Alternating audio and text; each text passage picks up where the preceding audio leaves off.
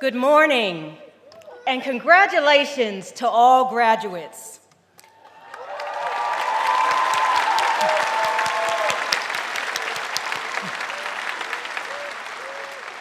I am Renetta Tull, Vice Chancellor for Diversity, Equity, and Inclusion for our UC Davis campuses. And now, I would like to ask that you pause and reflect as we acknowledge the land. This ceremony is being held in the Mondavi Center on the Davis campus, which sits on Putwin lands. The video that you are about to see was recorded in the Native American Contemplative Garden, which is just a few feet from where you sit at this moment. We should take a moment to acknowledge the land on which we are gathered. For thousands of years, this land has been the home of Putwin people.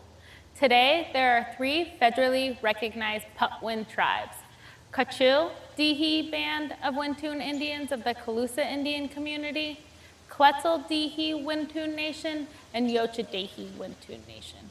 The Putwin people have remained committed to the stewardship of this land over many centuries. It has been cherished and protected as elders have instructed the young through generations.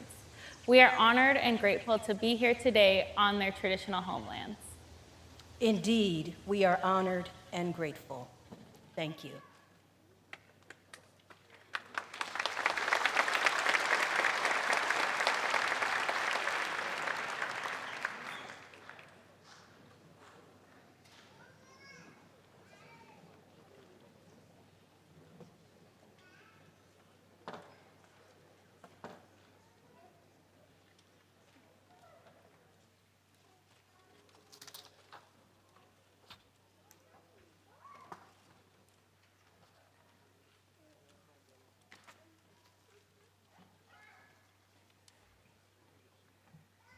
Good morning. My name is Scott Fishman, and I'm the chairperson for the Faculty Senate. The 2022 commencement of the School of Medicine at the University of California, Davis is now assembled.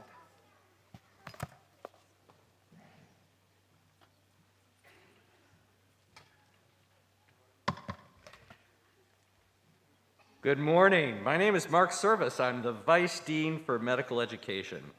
We are so happy to be gathered together with you here in person for this celebration of our graduates. After 2 years where we have had to move our commencement exercises to a virtual Facebook Live format, it was great to hear the pipers and the processional again, and to feel the excitement in the room, and to have the class of 2022 gathered together in one place for this special moment. We do want to ask you all to prioritize your own health and safety and the health and safety of those around you in this indoor setting, as we have been seeing a recent increase in COVID cases in our hospital and in our community.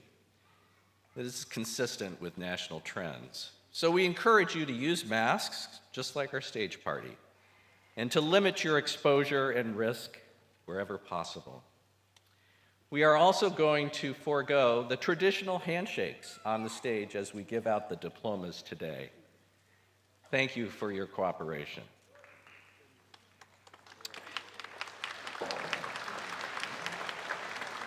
So at this time, I would like to introduce the stage party members, beginning on my immediate left, in the first row, Dr. Scott Fishman, Chairperson for the Faculty Senate, Dr. Susan Murin, Interim Dean of the School of Medicine, Dr. Mary Krogan, Provost and Vice Chancellor, Executive Vice Chancellor for UC Davis, Dr. David Lebarski, Vice Chancellor and Chief Executive Officer for UC Davis Health, Dr. Renetta Tull, Vice Chancellor for Diversity, Equity, and Inclusion. Seated in the second row, on my immediate left, are Dr. Sharad Jain, Associate Dean for Students, and our keynote speaker for today, Dr. Mark Henderson, Associate Dean of Admissions, Dr. Tanya Fancher, Associate Dean for Workforce Innovation and Education Quality Improvement. Dr. Ruth Shim, Associate Dean of Diverse and Inclusive Education.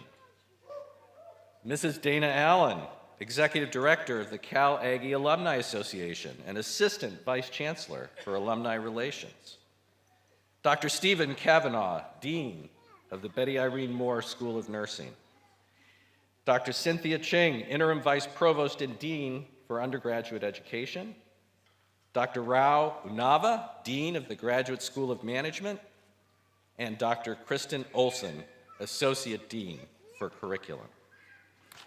Additionally, I would like to mention Dr. Frederick Myers, Director of the Center for Precision Medicine and Data Sciences and a Professor of Internal Medicine, who opened our ceremony today, talking about our traditions here. And there is someone missing from the stage party today who was here the last time we were together in person for commencement and who exemplified medical education at the UC Davis School of Medicine, the incomparable internist and teacher Faith Fitzgerald, who passed away last year. Faith was a role model for generations of UC Davis medical students, residents, fellows, and faculty. As a master clinician who taught patient-centered care at the bedside, as an exemplar of professionalism in medicine, and an advocate for the role of the arts and humanities and the history of medicine in the development of physicians. She never missed graduation. It was her favorite event of the year.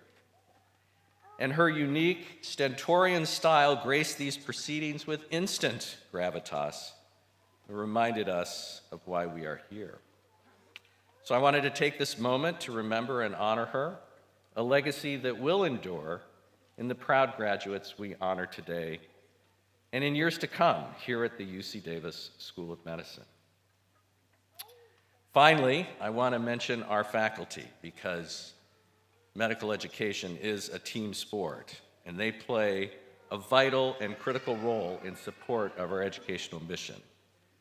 Faculty provide continuous mentorship, direction, teaching, and inspiration to students, staff, and colleagues. Many of our faculty are present this morning. Faculty, please stand and be recognized.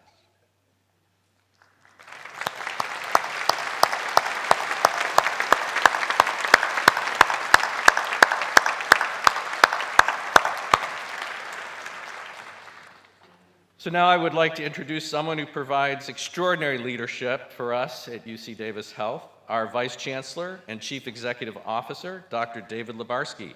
Ladies and gentlemen, please join me in welcoming Dr. David Lebarsky.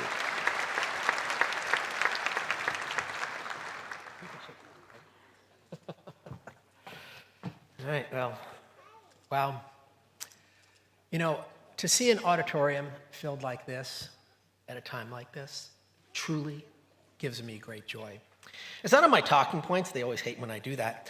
But when I look out and I see all of you, I know how much our students depended on you, not just to be here to celebrate with them, but to help them through the last couple years especially, when resilience and hope were maybe a little shorter in supply than they should have been. And I know that they counted on their loved ones, on their family members, on their parents, on their partners, to help them get through the last couple of years to get onto this stage.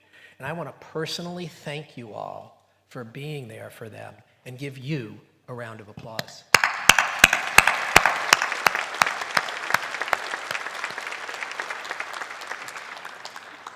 To the students who are graduating, wow, medicine is moving at light speed. We saw some of that when we got a vaccine in the shortest time period ever known to man. And it's moving much faster, than it did when I graduated some 38 years ago. But I still remember that day. I still remember that day because it was the start of a career that's truly meaningful, that truly allows you to help people. They are fully ready to do that, and I am really especially proud to be graduating this class of students at this moment in time, because they have mastered so much with so many obstacles thrown in their way. COVID is not something that was easy to deal with. It interrupted rotations, it interrupted learning, it interrupted bonding with both patients and colleagues and with their own patients. And yet they persevered and they did an amazing job. And to them, I want to say thank you for your perseverance, for your resilience, for the hope and our hope for the future based on you. And I want to give you a round of applause too.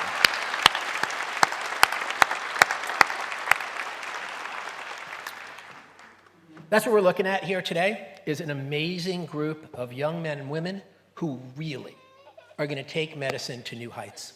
They've shown us that they can master almost anything during these tough times, and the accelerating pace of knowledge and adaptability will come into great play in the next few years. As when people talk about artificial intelligence, what they really mean is augmented intelligence.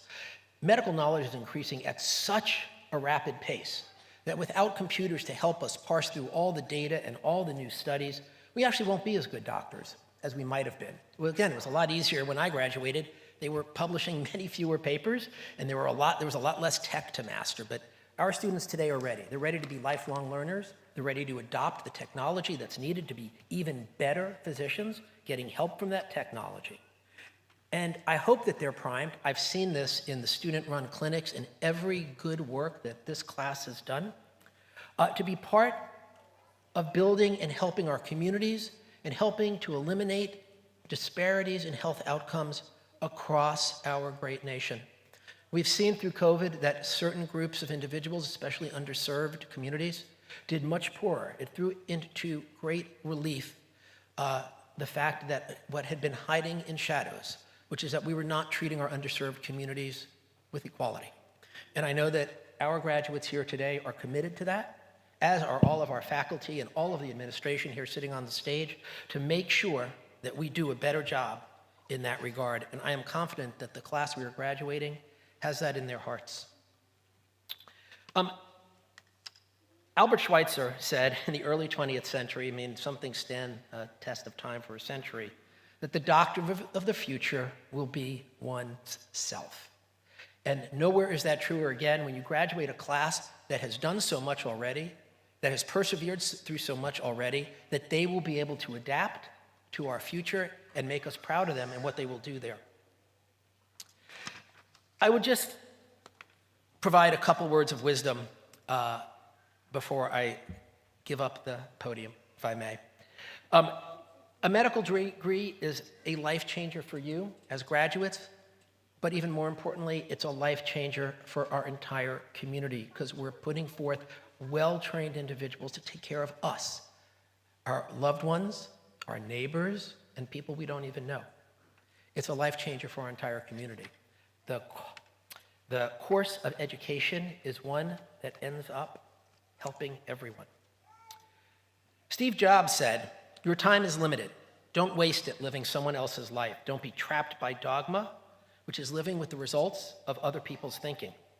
Don't let the noise of others' opinions drown your own inner voice. Most importantly, have the courage to follow your heart and intuition. They somehow already know what you truly want to become. Everything else is secondary." I know I can speak for the faculty in front of me, and again, the entire stage crew here, that they have followed their hearts, they have followed their inner voice.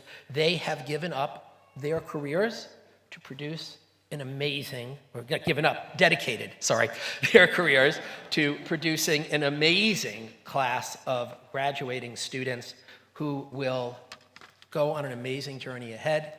I want to say thank you very much for your attention to these words. And I'd like to introduce our amazing interim dean of the medical school, Dr. Susan Murin.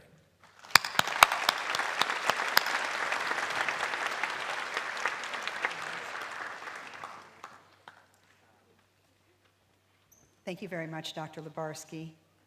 It's really an honor to be here on this joyous occasion of the UC Davis School of Medicine's 51st commencement with our remarkable class of 2022, their loved ones, our UC Davis faculty and colleagues.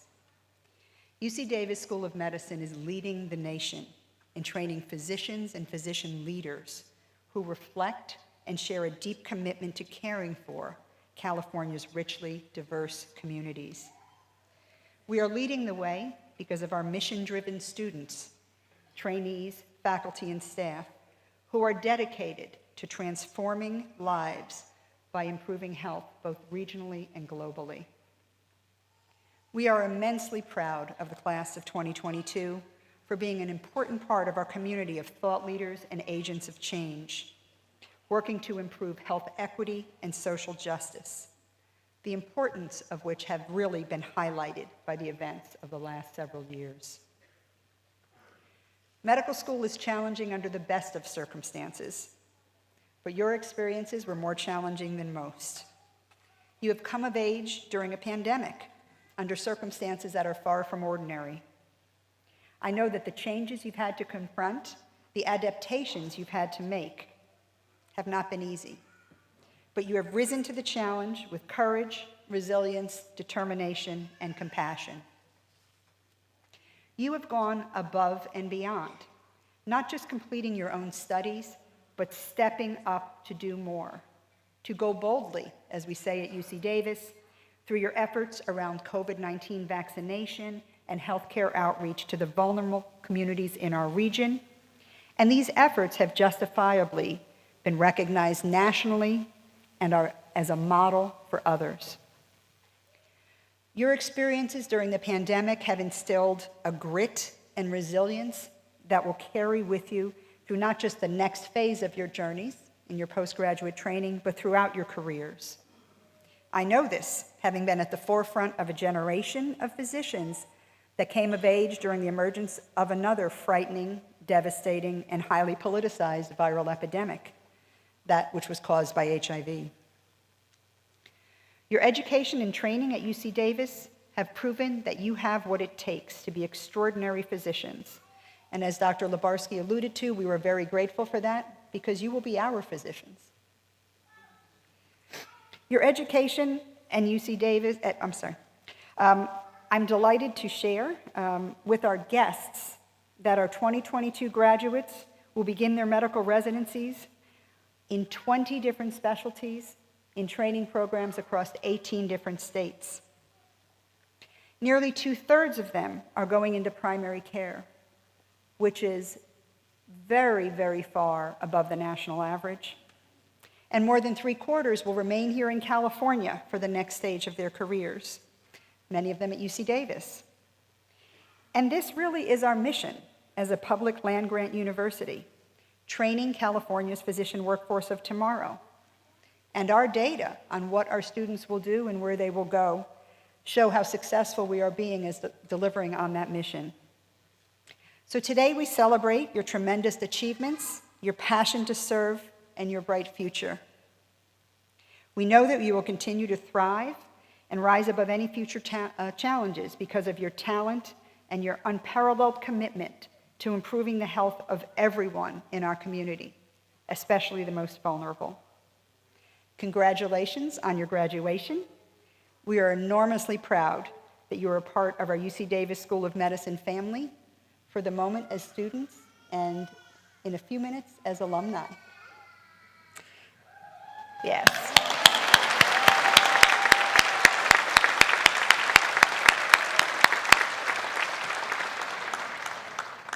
It now gives me great pleasure to introduce our student speaker, Renee Rosalie Fan.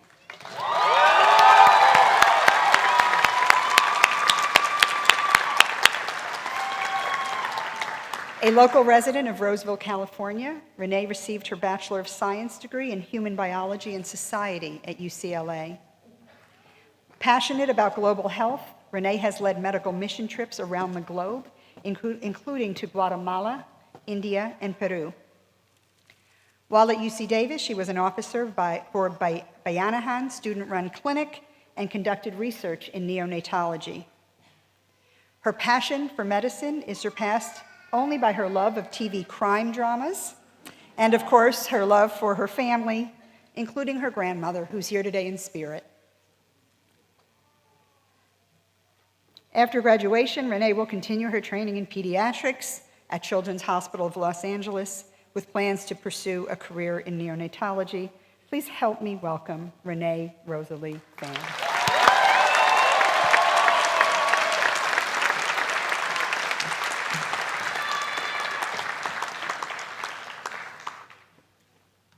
All right, give me a second. Everyone smile.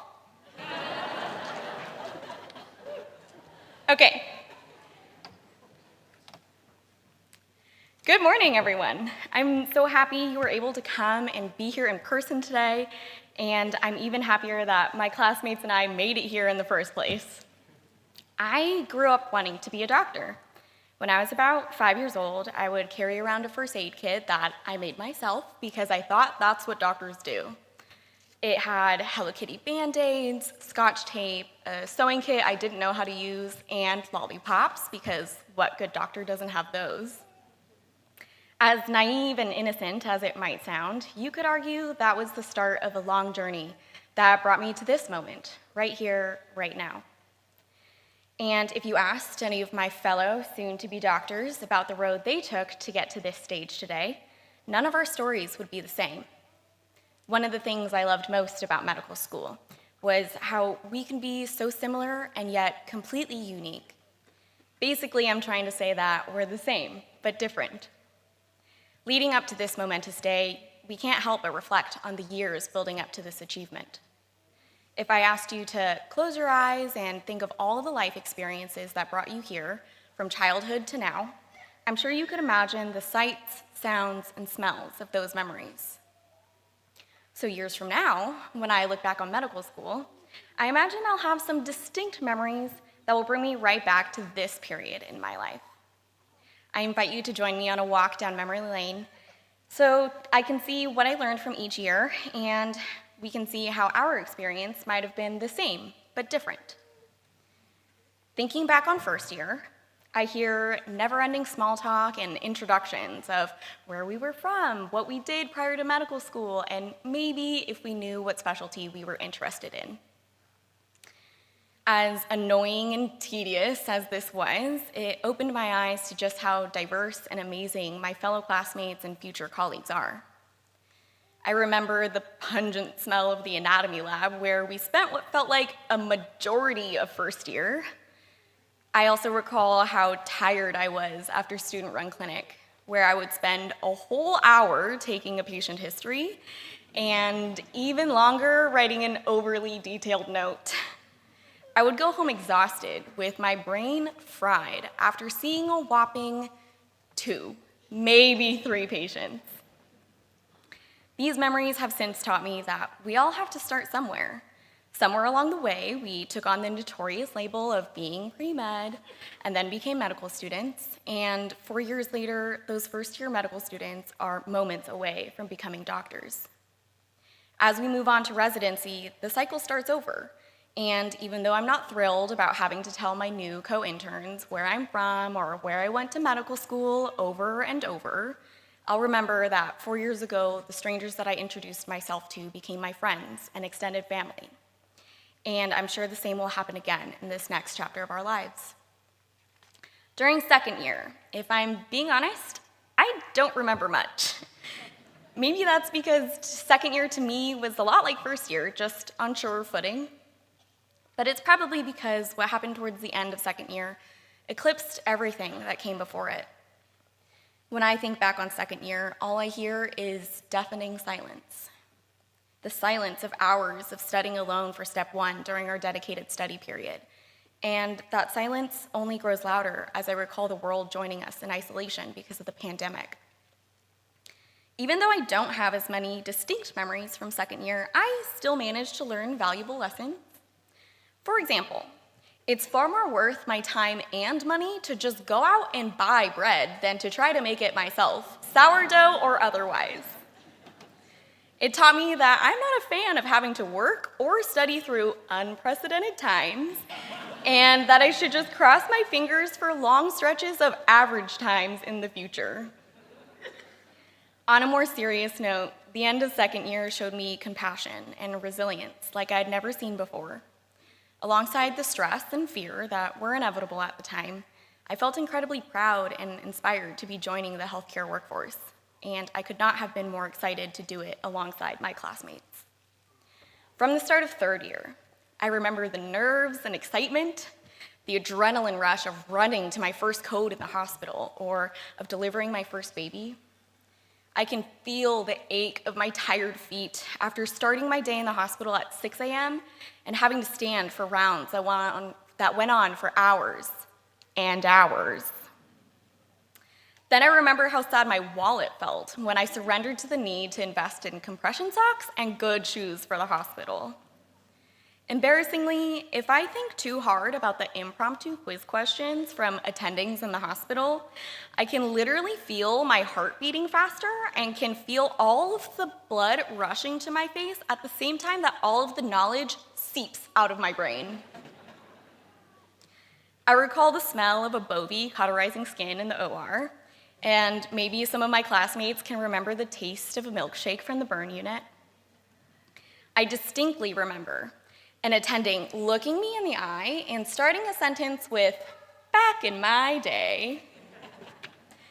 Far less important was whatever followed that phrase because I don't remember it. But what that attending and all of third year showed me was that time keeps ticking and the world keeps spinning, no matter what. So while the days are sometimes unbearably long, the years go by fast, and we survived third year to make it here. And just as I'm sure we'll survive whatever else comes our way. And if I'm lucky, maybe 20 years from now, I'll find myself looking at a medical student and telling them about how I was trained back in my day. Now this past year, our fourth, final, and my favorite year of medical school happened so quickly and recently, I'm not even sure I can count them as memories yet. Big things happened in fourth year, with people changing specialties and finding out where we'll be headed for the next chunk of our lives. I'm not quite ready to look back on fourth year as a fond memory, and we'll just continue to savor these last moments as a class together. Keep in mind, these are only memories related to medical school, and I don't want to forget about the core memories made outside of the hospital. Some of us picked up new hobbies, traveled to new places, became pet owners or plant owners. Some of you got engaged, married, or even had children. And if you were really showing off, you did all of the above during your time in medical school. I'd like to thank all of the faculty, staff, friends, and family here today for your love and support, because it's all of you who have made this journey not only possible, but worthwhile. Of course, I'd like to thank the graduating class of 2022 for all of these memories and more that I'll cherish moving forward. There's no other group of people that I would rather have spent the last 4 years with. The love and pride that I have for each of you is, of course, the same, but different. Lastly, I'd like to share a little poem reflecting on my time in medical school. Bear with me for a little bit, as it's meant to be read first forwards, then backwards. Here at UC Davis, these were the worst 4 years. Nobody can convince me that this career is my calling. What foolishness is that? What if I made a mistake? What if I don't belong here? I asked myself all the time. I give it everything I've got, but no matter what, there aren't enough hours in the day. And yet I wake up and come back for more, and I go to sleep exhausted. Boy, I wish it was easy, a piece of cake. And I won't lie and say I came out a better person, learner, provider. My patients helped me as much as I helped them. You wouldn't believe me if I told you these were the best 4 years I could have asked for. These were the best 4 years I could have asked for. You wouldn't believe me if I told you my patients helped me as much as I helped them. I came out a better person, learner, provider. And I won't lie and say it was easy, a piece of cake. Boy, I wish. And I go to sleep exhausted, and yet I wake up and come back for more. There aren't enough hours in the day, but no matter what, I give it everything I've got. I asked myself all the time, what if I made a mistake? What if I don't belong here? What foolishness is that? This career is my calling. Nobody can convince me that. These were the worst 4 years here at UC Davis. Thank you, and congratulations to the class of 2022. We did it!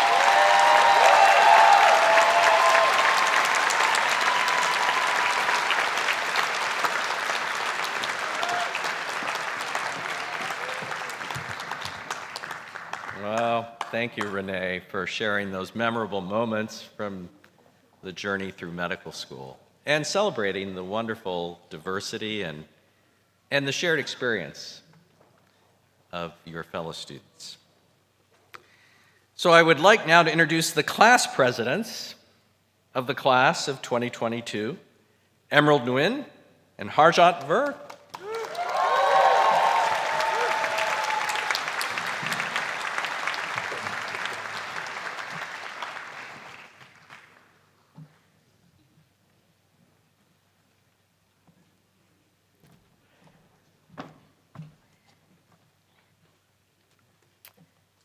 Hi, everyone. It is a great honor for us to introduce the next speaker because he was among the first to welcome us to UC Davis and was there to share in our excitement and reassure us that the school did indeed select us to be a part of the class of 2022. It is fitting then that he will be center stage once again to share in our excitement and reassure us that we are indeed graduating as the class of 2022. When we were given the task of finding our keynote speaker, someone who would encapsulate the medical school experience and share with us the wisdom that we would carry with us into our careers as doctors, we immediately thought of this person. And while individuals like Michelle Obama, Matthew McConaughey, and Oprah Winfrey begged us for this speaking spot, we knew that this person would be the perfect choice to be the bridge between the long and challenging years of medical school and, well, the long and challenging years of residency. So please join us in welcoming our keynote speaker, Associate Dean for Students, Dr. Sharad Jain.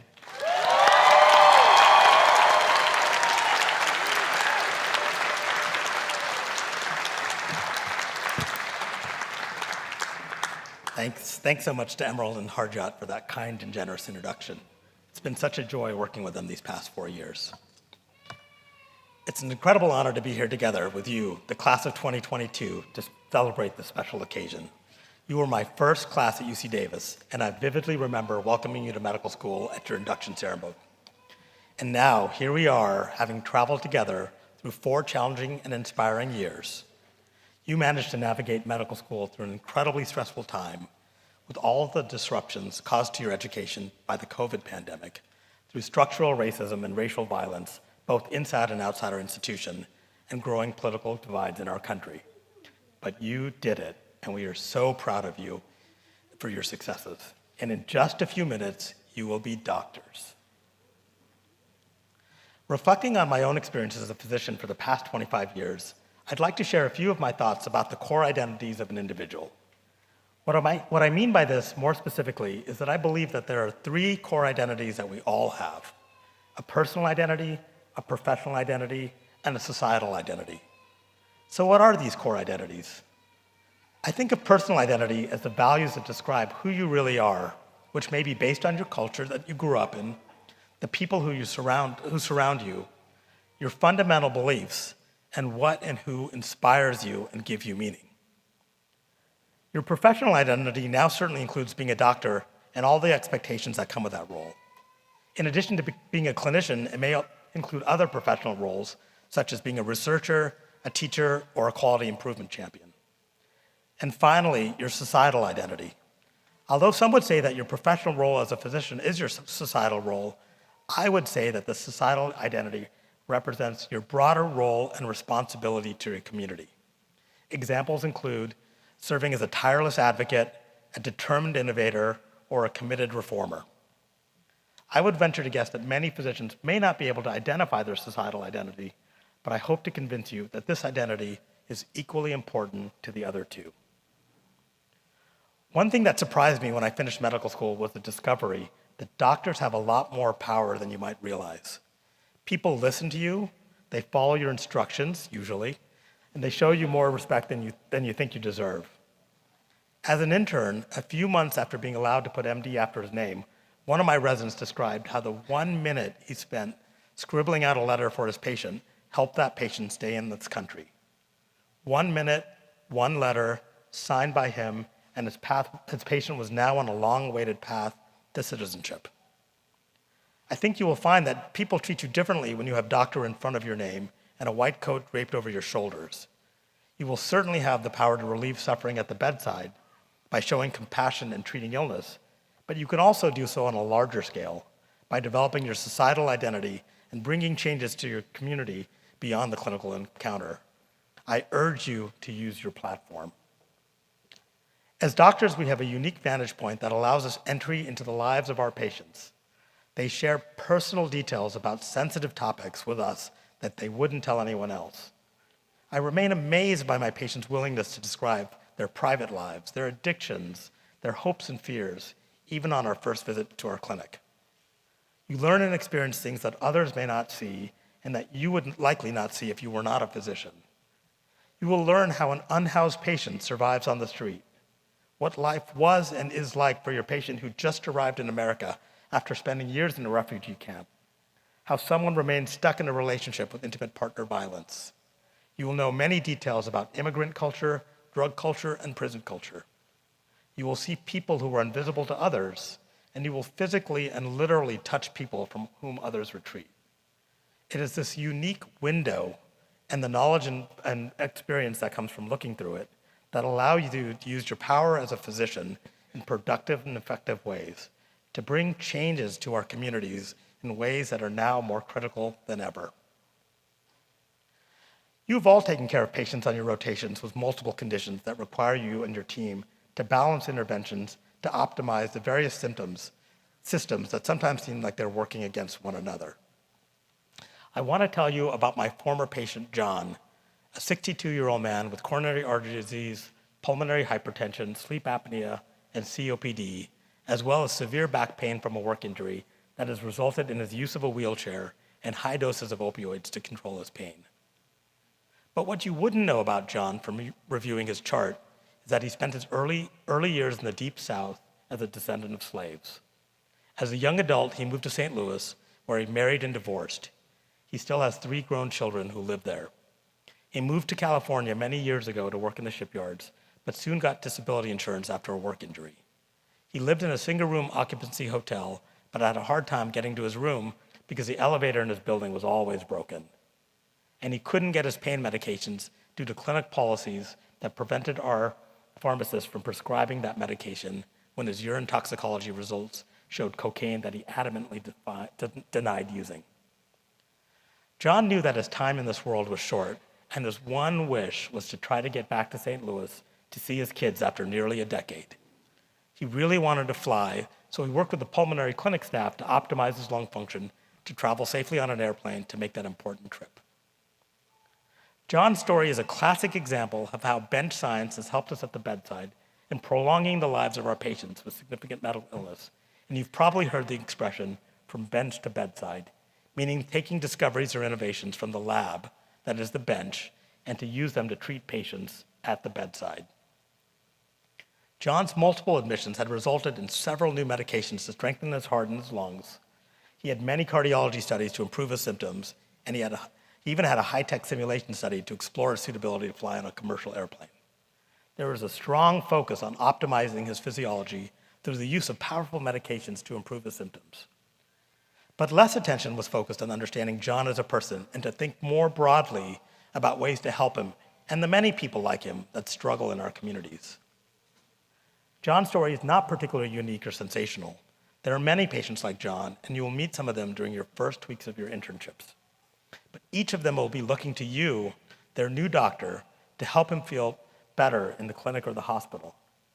But patients like John need you to go beyond the bench and beyond the bedside, to learn from and about them at the bedside, and then to use that knowledge to act, to innovate, to advocate, to reform in order to improve our society.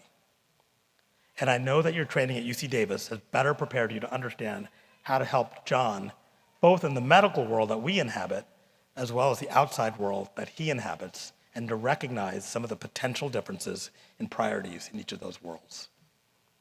I truly believe that our societal identity requires that we study and advocate for policies that affect our patients both directly and indirectly in any aspect that you, as a person and a physician, feels matters. I think back to my patient, John. I did my best to advocate for him in the clinic by ensuring that he got the medications he needed, that he was evaluated by appropriate subspecialists, that he received needed home health care services. I got him a room on the ground floor of his hotel and access to drug treatment programs to help with his cocaine use. I think I was able to relieve some of his suffering. And don't get me wrong, being a thoughtful, reliable, careful physician at the bedside is critical. But I'm hopeful that all of you will do even more. What if my impact could have been greater? What if I made a commitment to improve John's life, as well as those who live in his building, or in his neighborhood, or in his city, or in neighborhoods and cities across the country and places with similar demographics? Could we envision a time and place where people like John don't have to suffer from some of the structural problems that affect individuals like him, where so-called upstream social determinants of health are identified and addressed to prevent downstream problems? A place where drug treatment is readily available to all residents who want it, where local and state initiatives are implemented to promote early childhood education, where grocery stores sell fresh produce in underserved neighborhoods to prevent the proliferation of food deserts, where job training programs exist to teach marketable skills and thereby reduce poverty, where policies are enacted to confront Wall Street greed and to correct the resultant income inequality, where gerrymandering is banned and reparations are made to acknowledge past injustices. Dr. Paul Weiss at Stanford has said that physicians are the ultimate witness to failed social policy because we see those downstream effects. And I would argue that it is imperative that physicians respond to societal concerns that we witness in the course of our practice and to act decisively to change those policies. You know my opinion on a physician's responsibility to society, but you must do your own soul searching to determine your own path at this time of transition. You are about to receive your Doctor of Medicine degree. How will you choose to fulfill your role and responsibility in society, your societal identity? What will you do to make things better for your patients and for other patients like your patients? While I put this challenge to you, I also encourage you to remember that there is not a single right answer or path to take. There are no syllabi, no Anki cards, no clinical trials to help you in these decisions. You have to decide what feels right to you based on what matters and has mattered to you as a person first and now as a doctor. It is also worth stating explicitly that I often turn to students and residents when I need inspiration. You all ground me and remind me of why we must do this work. And I'm sure you've seen many different ways by which physicians can affect change during your time at UC Davis, and I would encourage you to continue to look for examples and opportunities during residency and beyond. Because societal roles for physicians are less clearly defined, it is especially important to have the support of role models and mentors. In addition, during times of frustration, and those times will come up, you will want to turn to your colleagues for inspiration and grounding. Personally, I feel so fortunate to be surrounded by like-minded people here, like all of you, who share my passion for social justice and can provide me with advice, guidance, and reassurance during the process of bringing change to our community, especially at challenging times. I urge you to develop this sort of community during your residency and beyond, and to support one another actively as you work to understand and address some of the salient issues that affect your patients and your communities. Many of you have met my 8-year-old daughter, Asha, or at least seen her when she appears on her Zoom meetings, and I'm glad she's here today with my wife, Rachel. As I watch her grow up, my role as father causes me to feel a sense of urgency to address some of these bigger picture issues that confront her, so she grows up in an inclusive community where all members are treated with respect, where everyone has access to high-quality health care, and where everyone has a real chance of pursuing their dreams. Ever since she was an infant, Asha and I have gone on long walks together in which we discuss important topics like income inequality, racism, the importance of service. Mostly I do the talking while she ignores me or tells me about her favorite flavor of sour candy. The name Asha means hope in Sanskrit, just as she is, for me, a welcome reminder of possibility. Your emergence into the workforce gives me hope that we will continue to work to bring health in the broadest terms and in many dimensions to all people in our communities. In summary, I hope you have a clearer understanding of the importance of bringing together your personal, professional, and societal identities to improve the care you provide to your patients and the impact you have on your communities. You will undoubtedly witness injustices faced by your patients, but I urge you to identify issues about which you care deeply and to take action, to expand your reach to something that is larger than yourself and even your individual patient experience, to make this world a better place. I know you can and will do it. It is up to you to determine what matters to you and to create your path forward. And in doing so, I hope you will find meaning for the person you have been, the doctor you will become, and the member of society you must be. Congratulations again on your accomplishment, and thank you again for being such wonderful partners on this journey.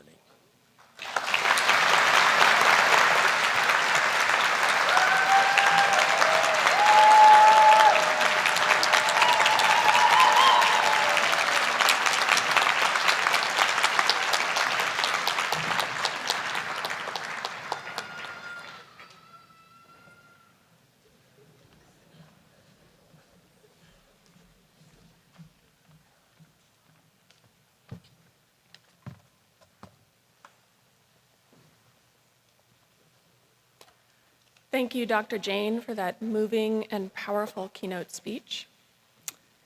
I am Kristen Olson, Associate Dean for Curriculum and Medical Education, and it is an honor to be here today. There are 4 major awards presented to medical students at the end of their 4 years of medical school. Descriptions of each award can be read in your program.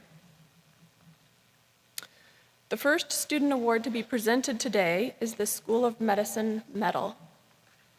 It is presented to the student who best displays the qualities of leadership, scholarship, and respect for human life, which are so necessary to fulfill a physician's pledge to be of service to humanity. It is my privilege to present the School of Medicine Medal to this year's outstanding scholar, Stephanie Rasmussen. Congratulations. Will you please come forward to receive your award?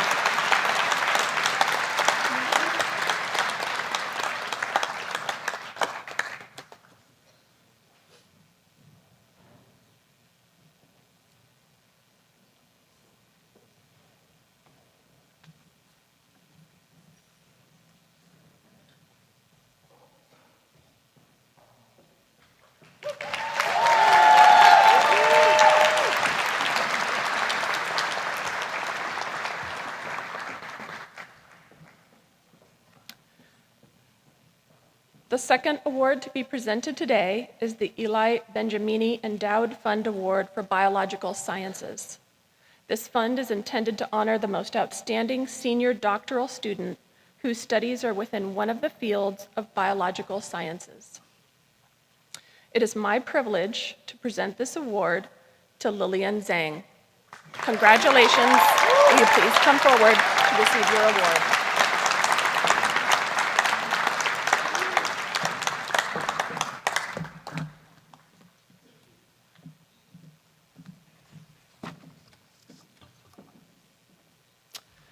The third award to be presented this morning is very special because it is determined by secret balloting of the class members.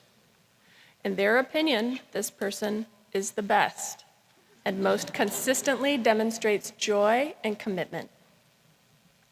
The School of Medicine, in cognizance of the unbroken lineage of physicians from ancient days to the future, asks the recipient of the Golden Goblet to return it to us when they no longer practice medicine for presentation to yet another young physician.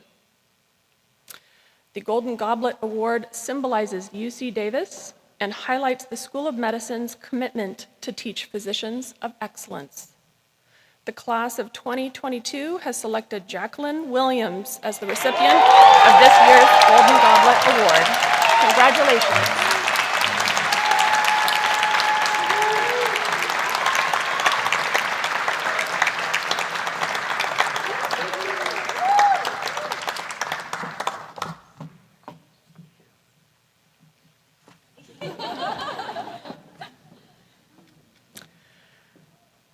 This last award is the Office of Medical Education Scholarship Award.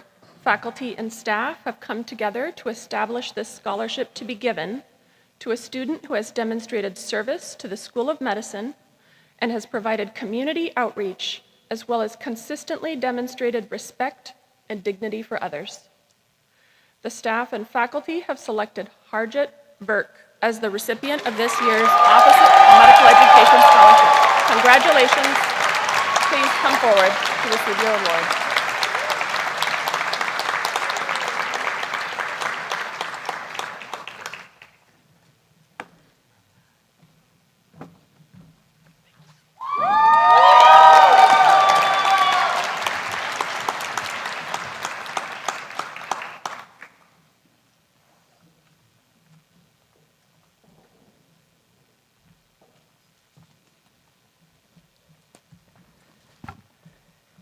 On behalf of the Academic Senate faculty within the School of Medicine, I hereby recommend to Provost Crohan and Interim Dean Murin awarding the Doctor of Medicine to those students who have completed all the requirements for their degree.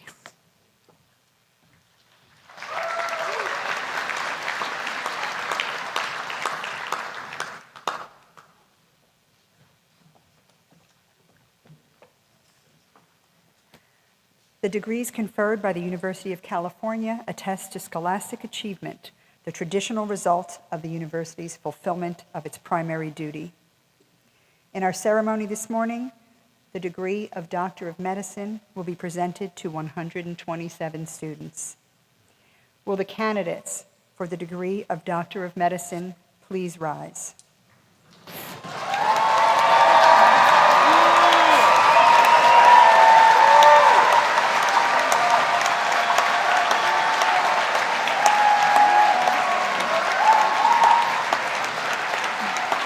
Provost Krogan, I present to you this talented group of candidates. Thank you, Dean Murin. By virtue of the authority vested in me by the Regents of the University of California, I hereby confer upon the medical graduates the degree of Doctor of Medicine.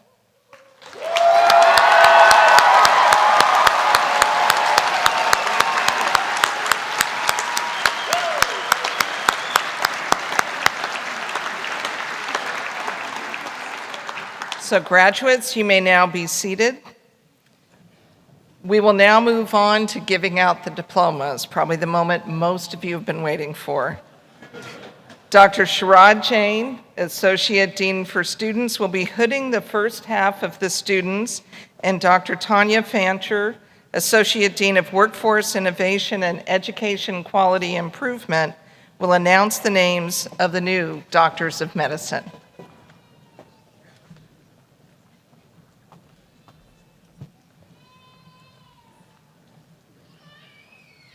We're almost there. It's okay.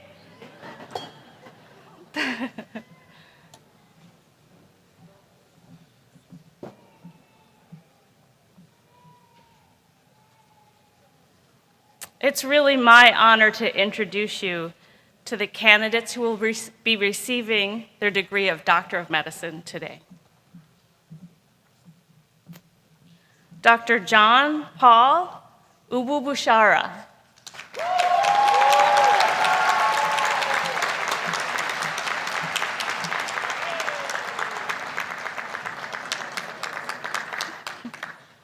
As long as Dr. Jane doesn't behead anyone, we'll be okay today. Dr. Ashley Sophia Alexandra Abraham.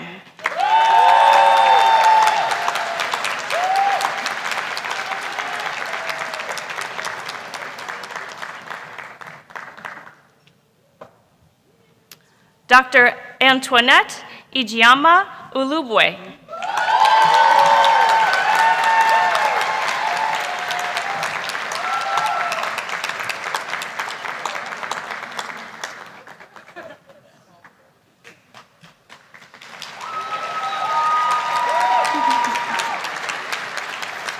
Dr. Diego Rafael Anaya Mier.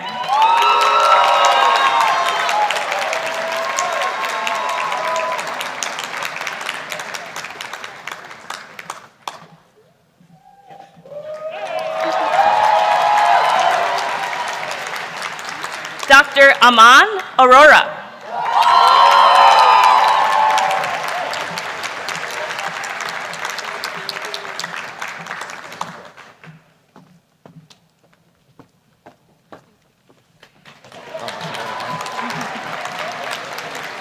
Dr. Scott Vincent Babb.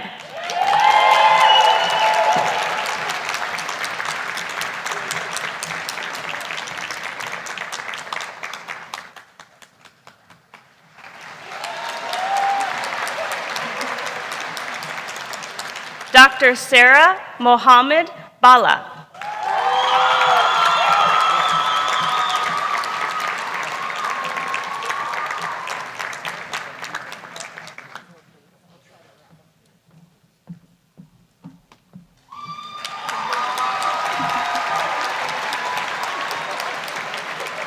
Dr. Ornor Basmachi.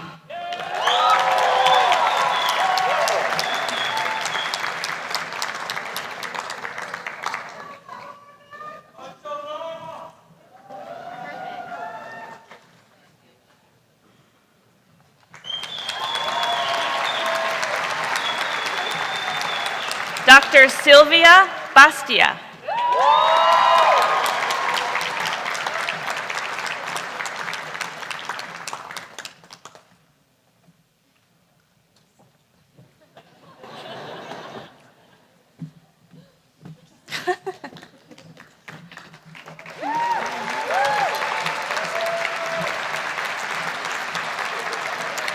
Dr. Alexa Braylene Becerra Almendarez.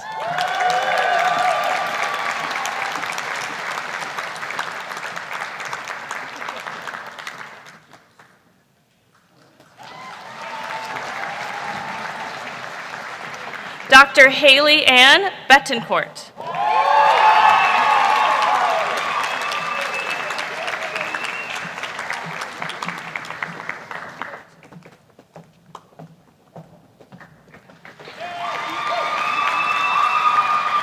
Dr. Satninderdeep Bhatti.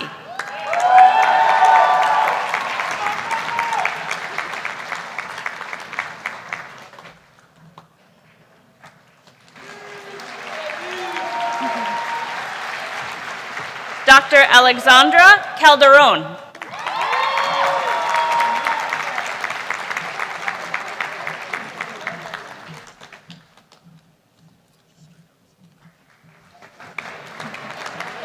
Dr. Mara Cow.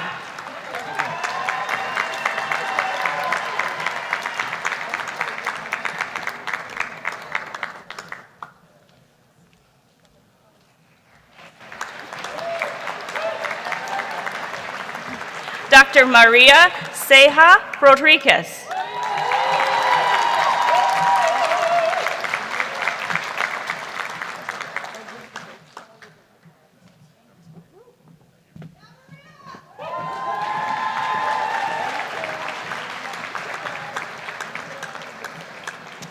Dr. Skylar Latorre Cermeño.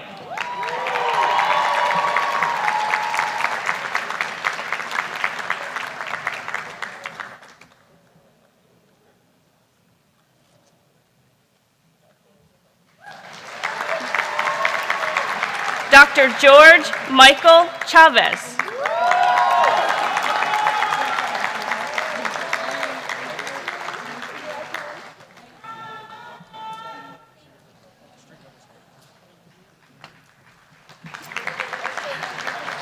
Dr. Lawrence Konghua Chung.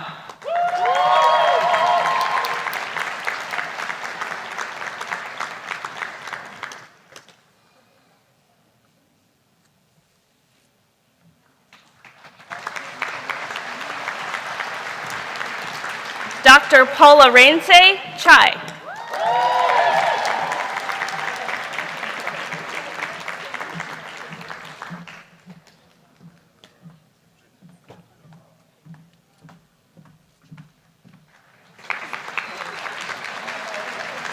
Dr. Sancy Childers.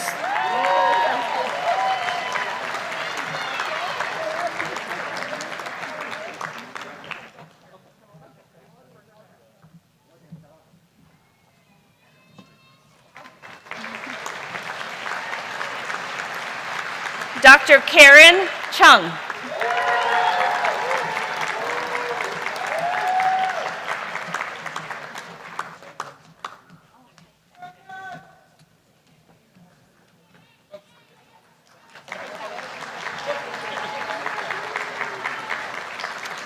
Dr. Austin Jeremiah Cy Clark.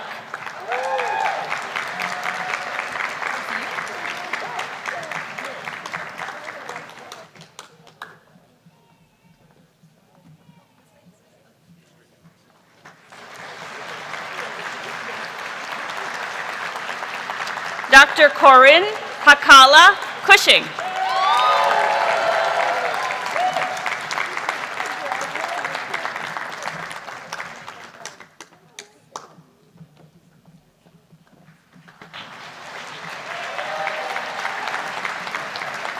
Dr. Sophia Laurel Davis.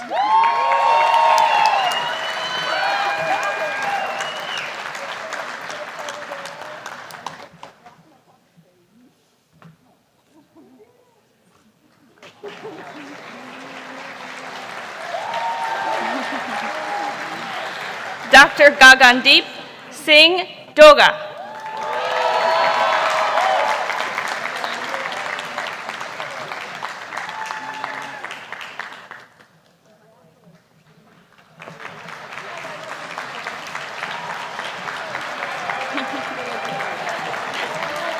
Dr. Laura Doom.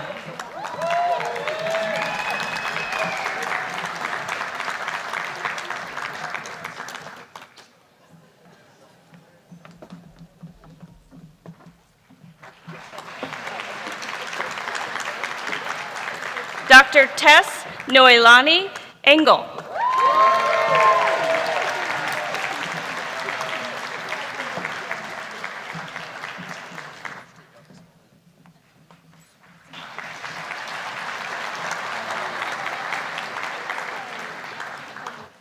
Dr. Carmen Estrada.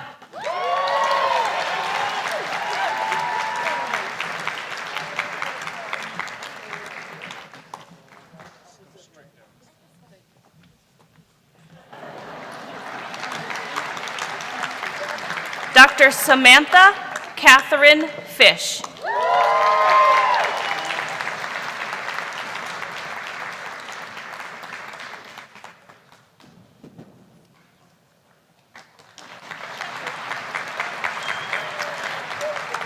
Dr. Michael Anthony Flores.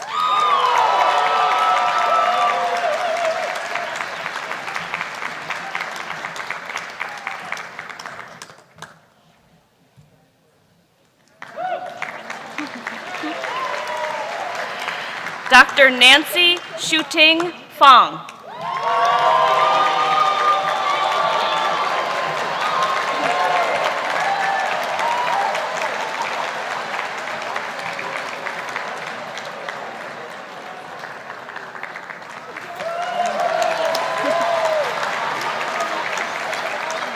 Dr. Sean Frazier.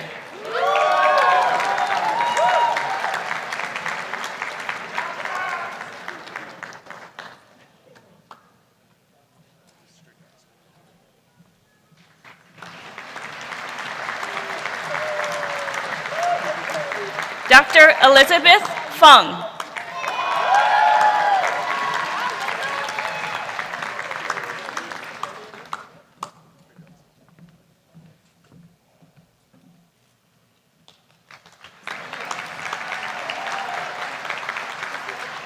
Dr. Maria Luisa Gonzalez.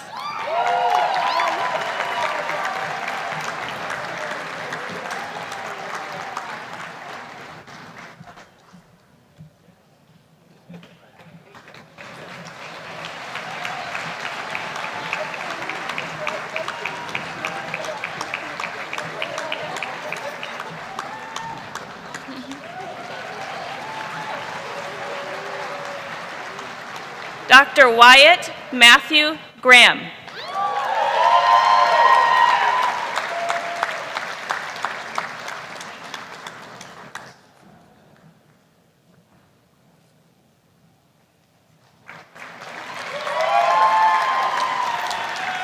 Dr. Miranda Astrid Green.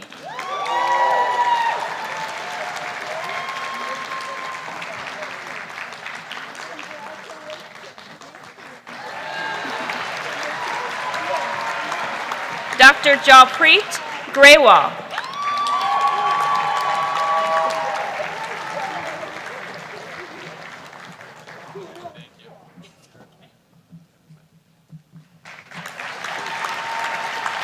Dr. Tara Grimes.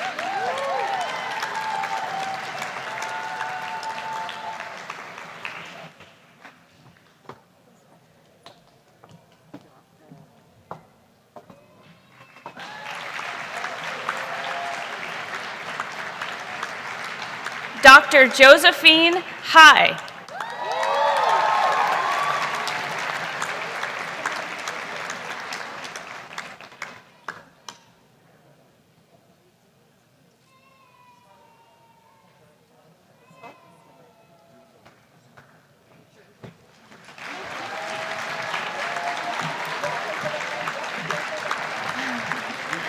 Dr. Lydia Henderson.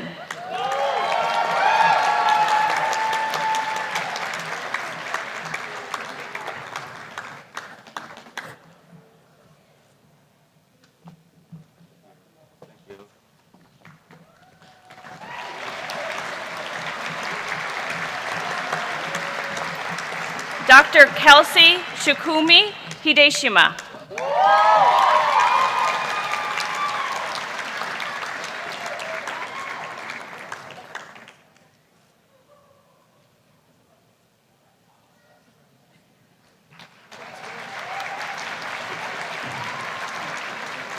Dr. Alicia Michelle Hobbs.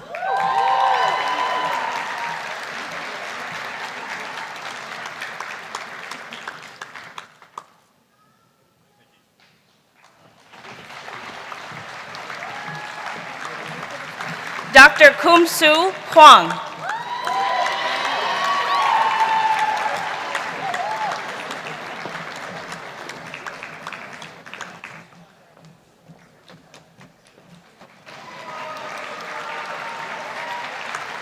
Dr. Devin Johnson.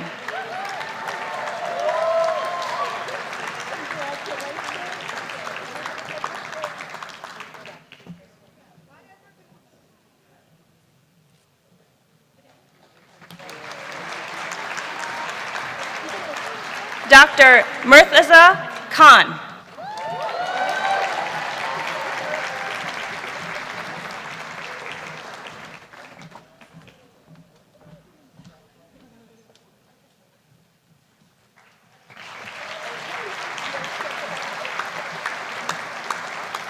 Dr. Kyle Curtis Kim.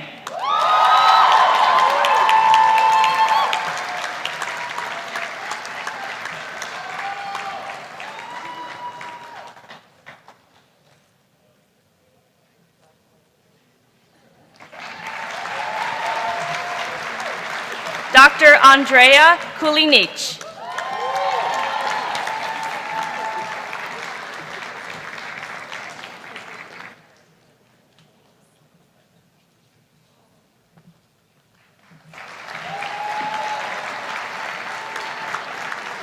Dr. Soundarya Kumara Velu.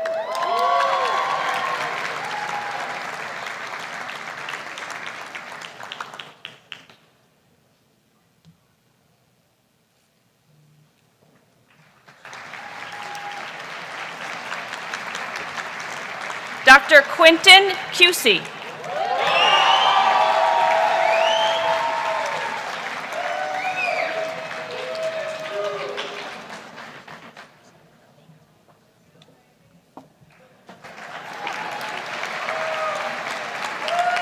Dr. Stephen Lamb.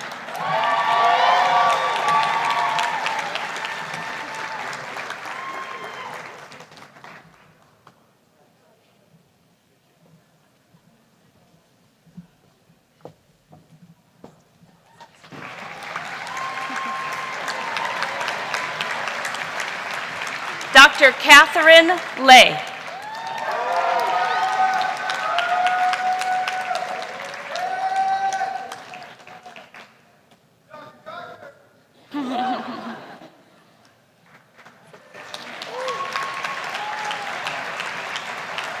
Dr. Alex Chiang Lee.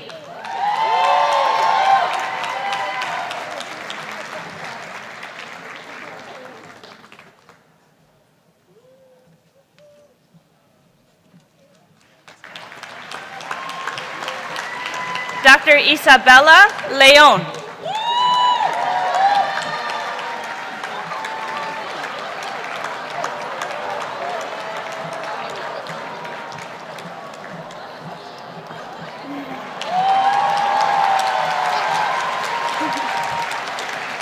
Dr. Monica Keiko Liang.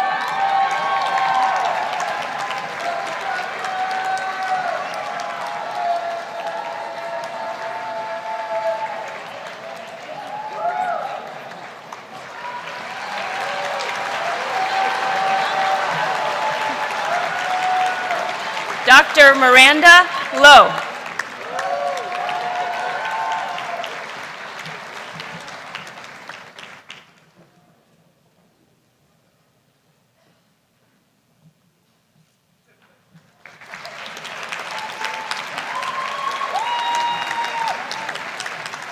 Dr. Tien Xuan Lu.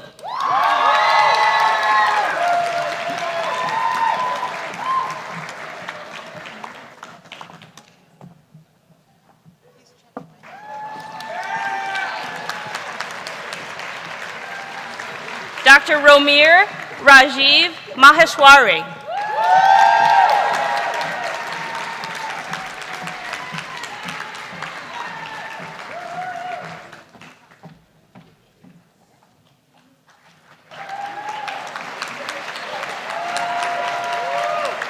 Dr. Bilaval Mahmood.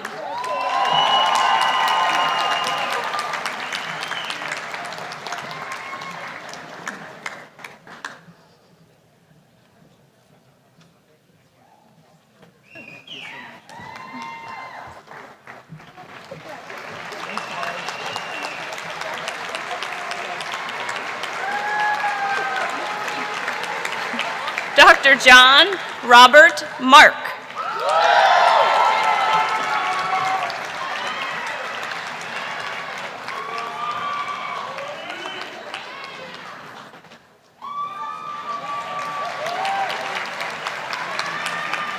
Dr. Carly Nicole Matter.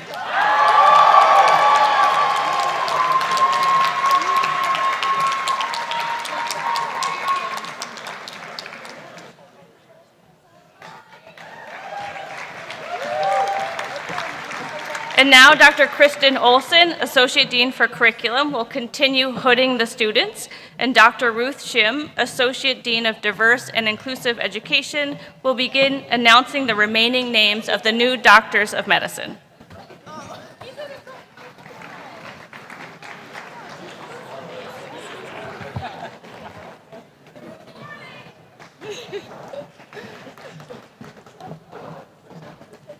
Dr. Spencer May.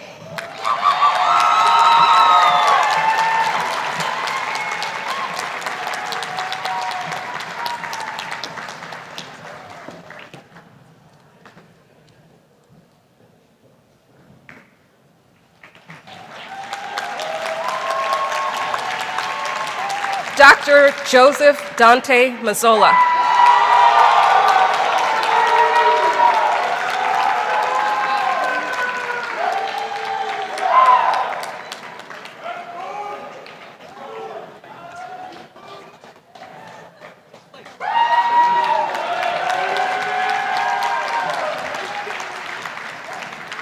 Dr. Lavinia Mihaela.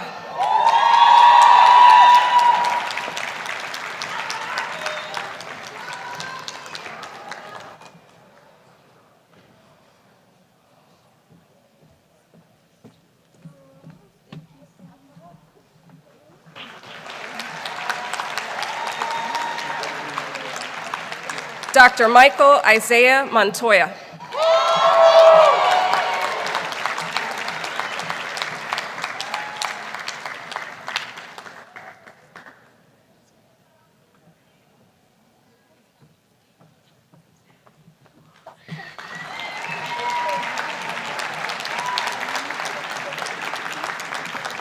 Dr. Kevin Mortazavi.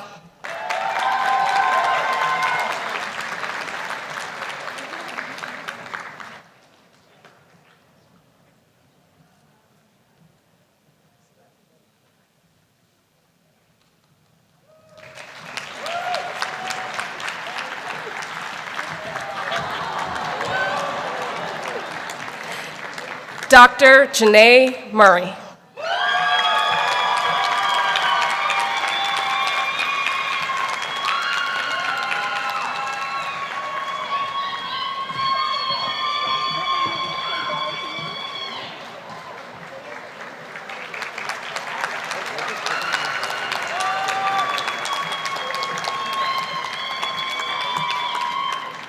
Dr. Molly Margrit Musto.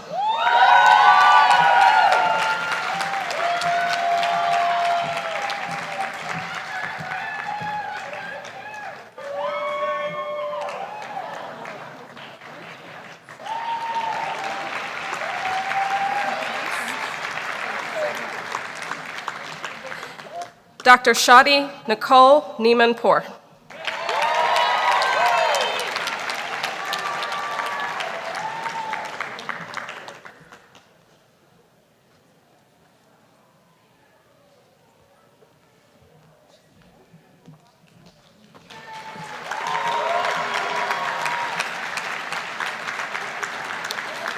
Dr. Dewey Nguyen.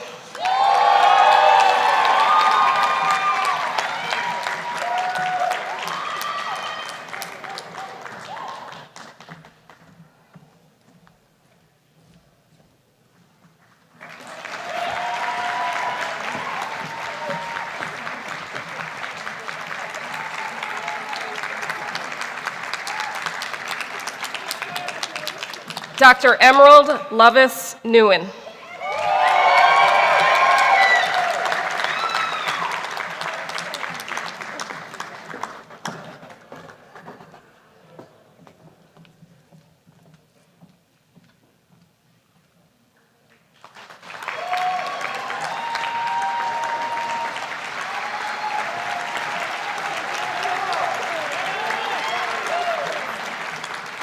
Dr. Fat Tan Nguyen.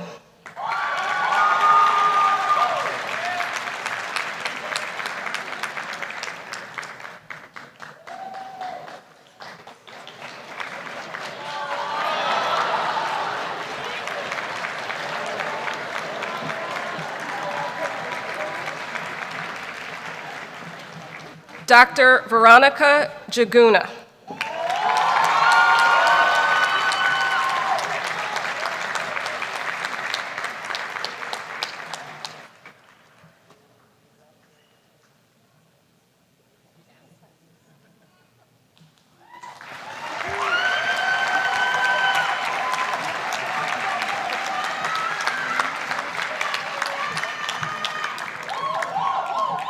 Dr. Mayra Alejandra Orozco Llamas.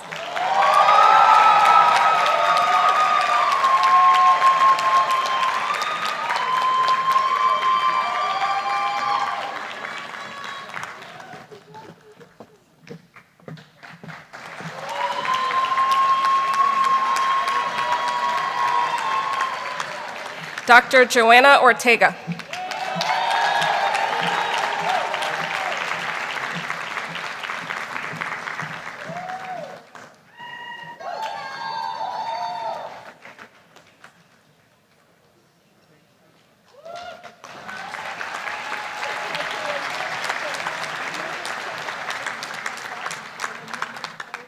Dr. Eric Orvrachewski.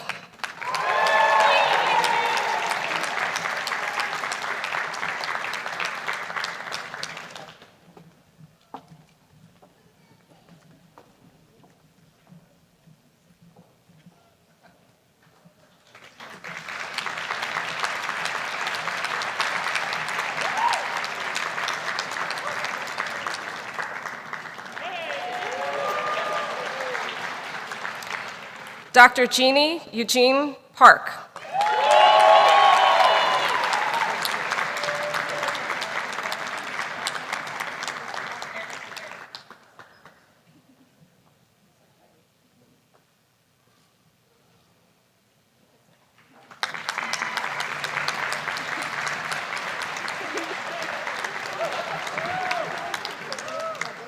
Dr. Raquel Perez Asante.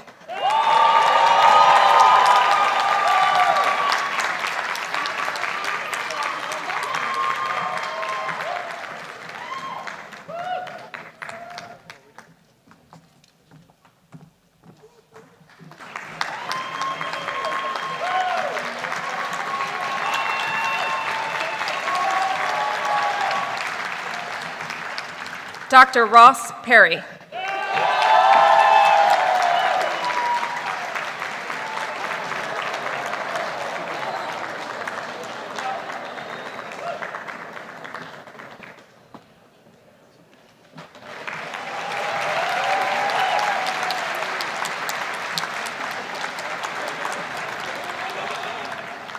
Dr. Marie Pettibone.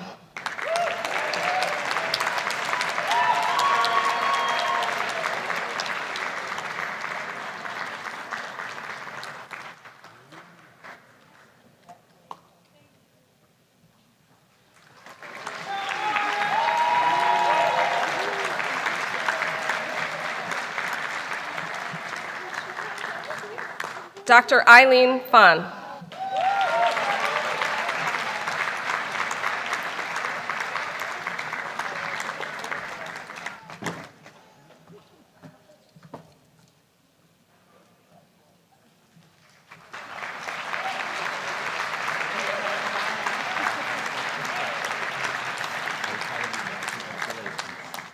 Dr. Renee Rosalie Fahn.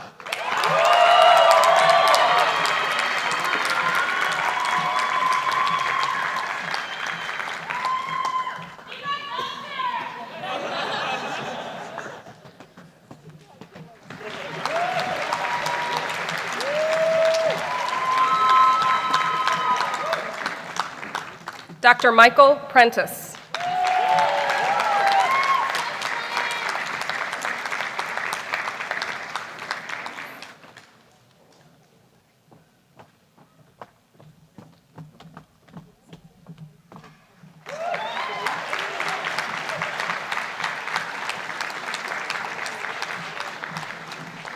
Dr. Stephanie Alexis Rasmussen.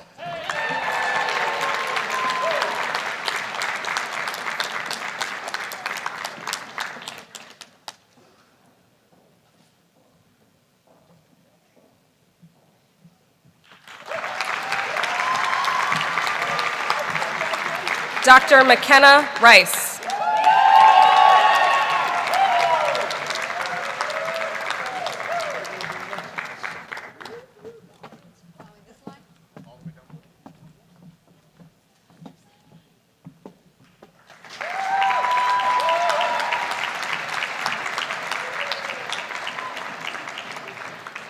Dr. Jesse Neal Roberson.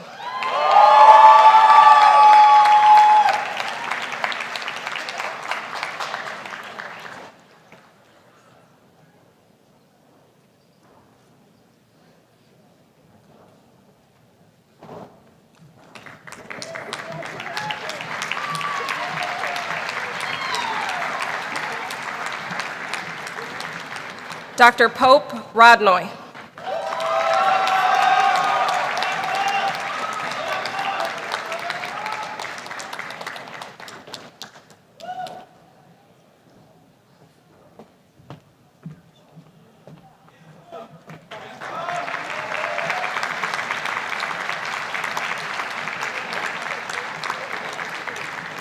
Dr. Alejandro Rodriguez.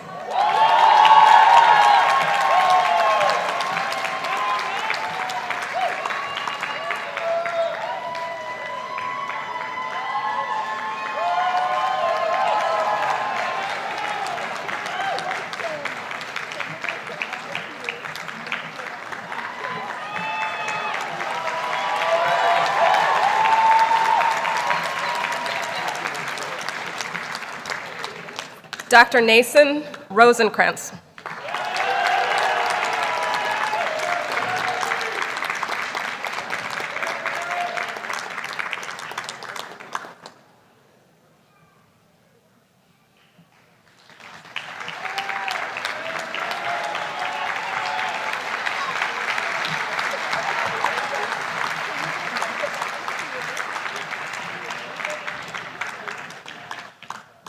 Dr. Simran Sandhu.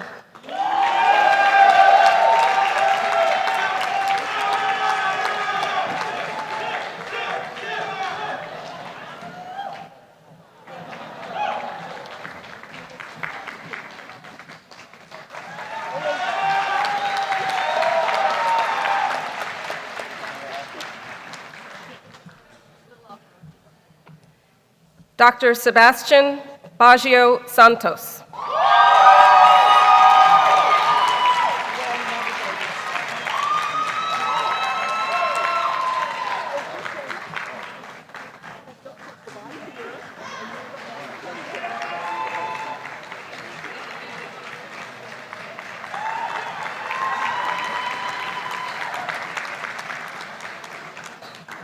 Dr. Angela Conchetta Sardo.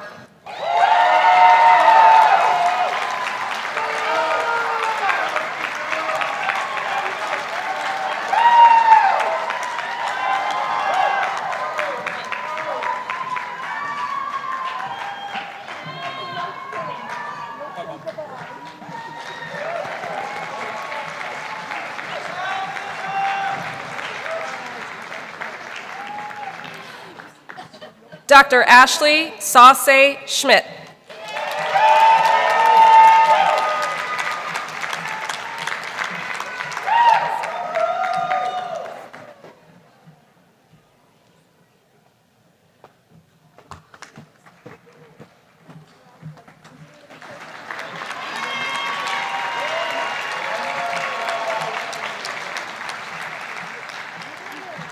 Dr. Marina Saraya Lutil Sebastiano.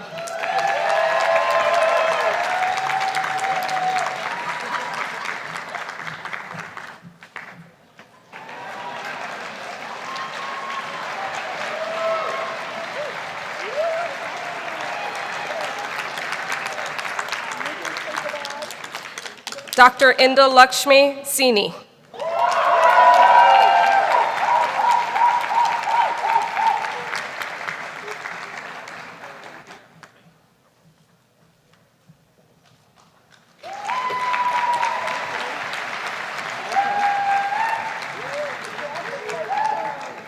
Dr. Neelong Shah.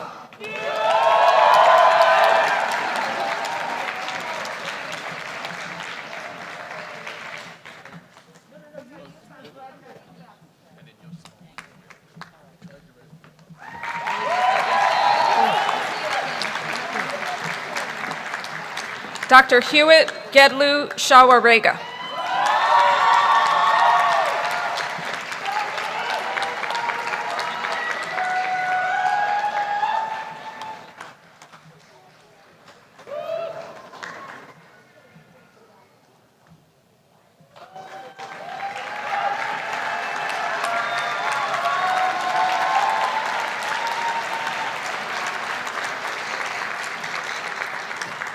Dr. Kajal K. Singh.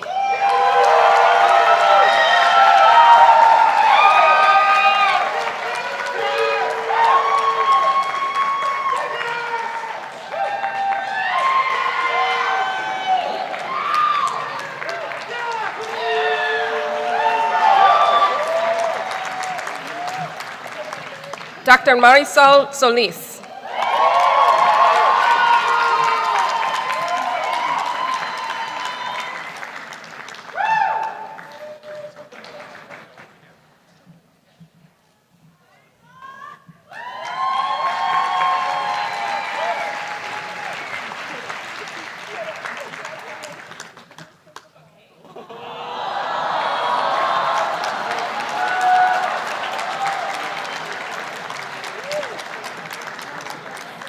Dr. Puneet Saran.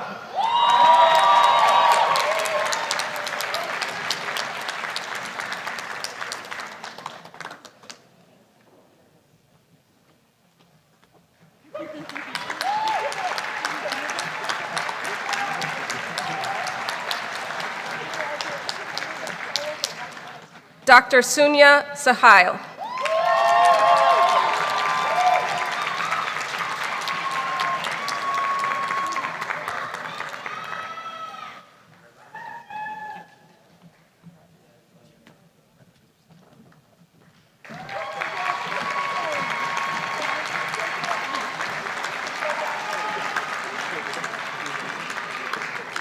Dr. Vincent Tang.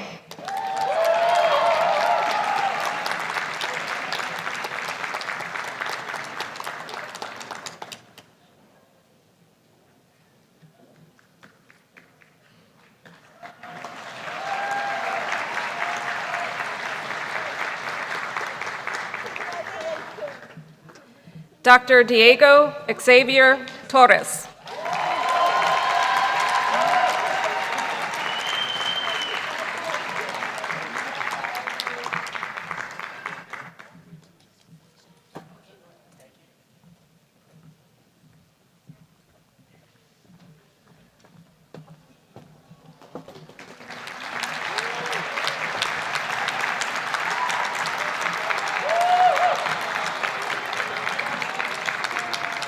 Dr. Tuyet T. Mai Tran.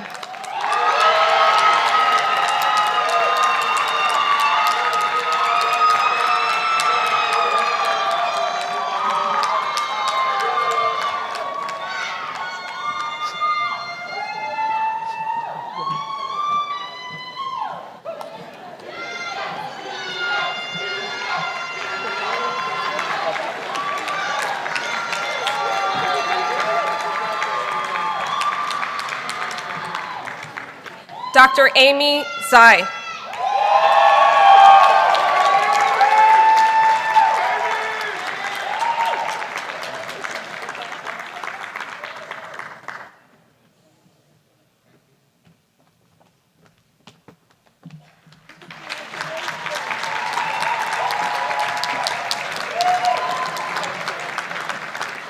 Dr. Mary Ellen Cornelia Van Nieuwenhausen.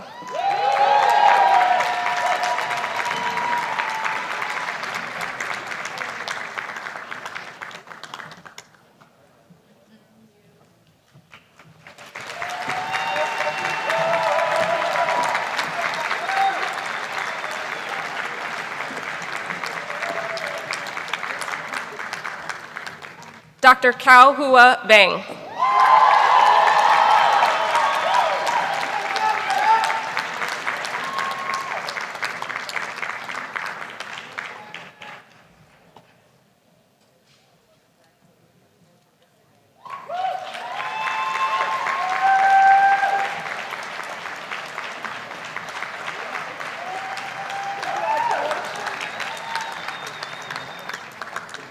Dr. Jorge Armando Vaquero Vasquez.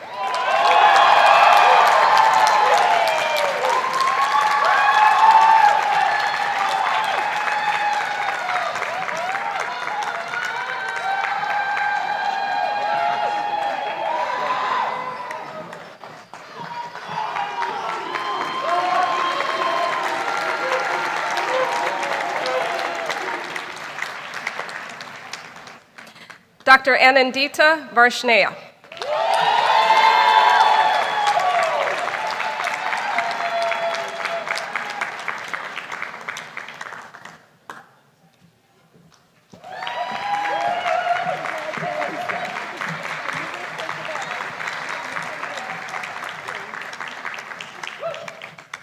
Dr. Edgar Velasquez.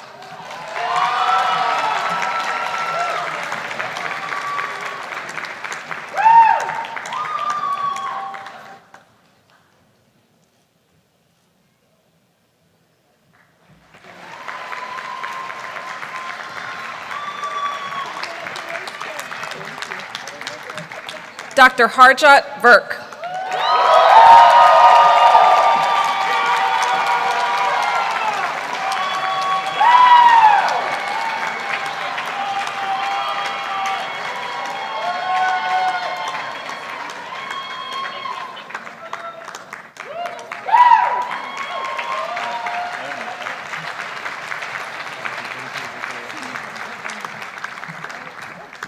Dr. Michelle Ann Wan.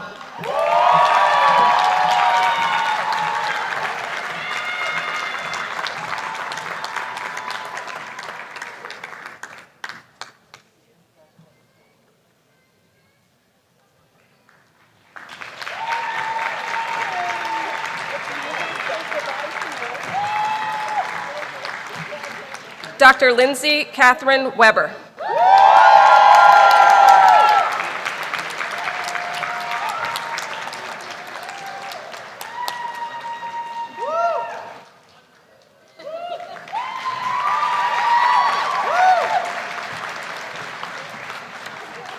Dr. Marissa Westerland.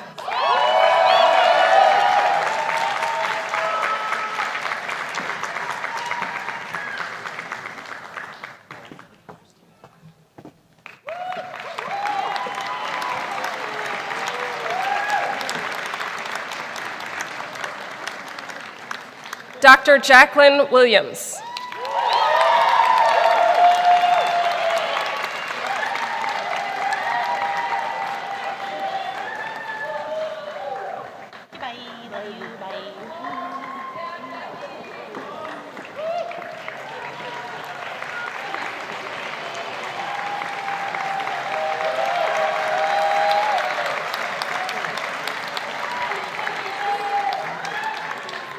Dr. Sarah Elizabeth Williams.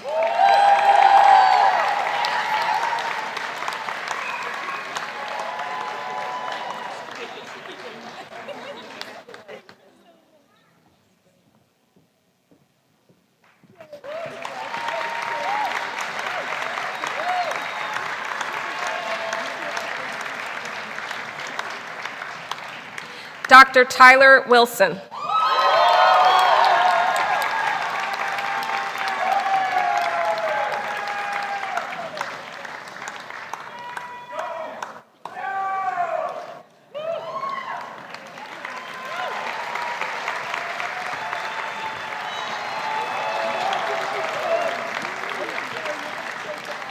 Dr. Ka Zhang.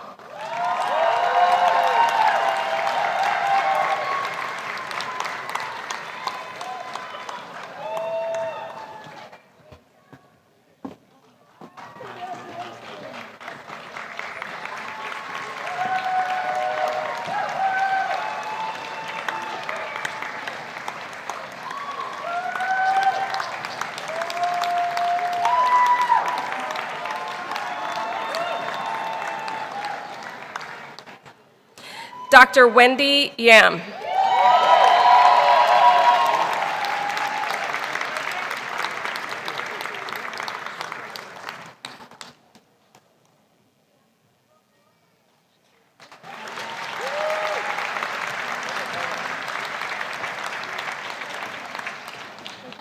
Dr. Allison Yu.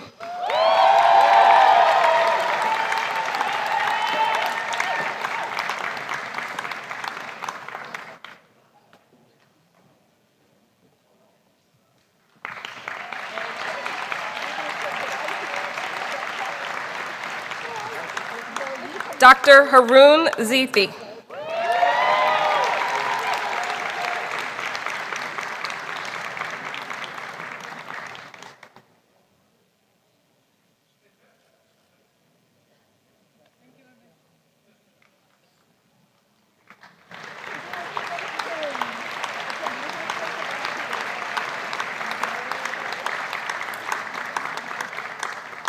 Dr. Lillian Zhang.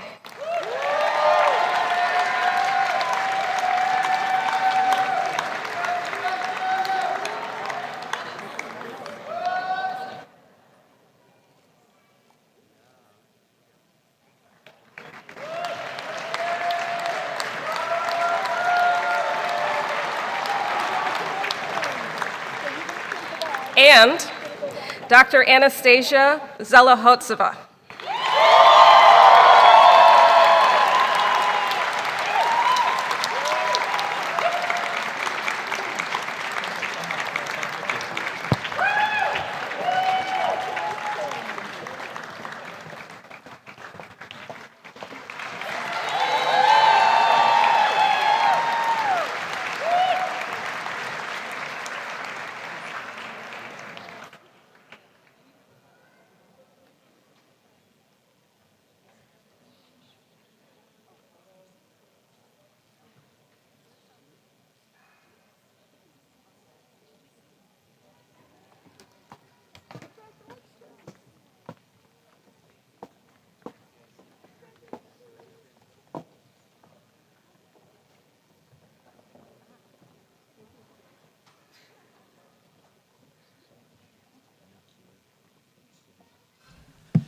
Good morning. I'm Dr. Mark Henderson, adjusting the mic. I'm the Associate Dean for Admissions here at UC Davis, and I have the distinct honor of administering the UC Davis Physician Oath to this newly minted group of physicians. It is indeed a great honor for me to do so, and before I do that, I want to also acknowledge Dr. Faith Fitzgerald, Professor of Internal Medicine. As Dr. Service said earlier, she was a truly remarkable physician and legendary teacher who really put this school on the map in terms of being a premier teaching institution. Faith always held her patients and her students in the highest esteem. And so she looked forward each year to doing this oath and reciting this oath together. So again, I am indeed humbled by the opportunity to stand in for Dr. Fitzgerald today. We will begin the oath by having students from the class of 2022 come to the podium and recite the first line in all of the many languages represented amongst this class.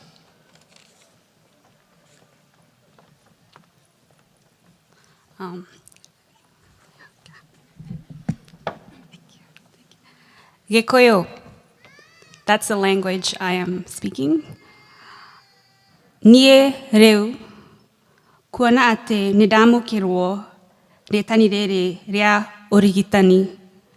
Nide amurira mutorire-ine wakwa, koroboia arwaru, gutheremia ũgima wa mwĩrĩ, ona gũtungata mũingĩ.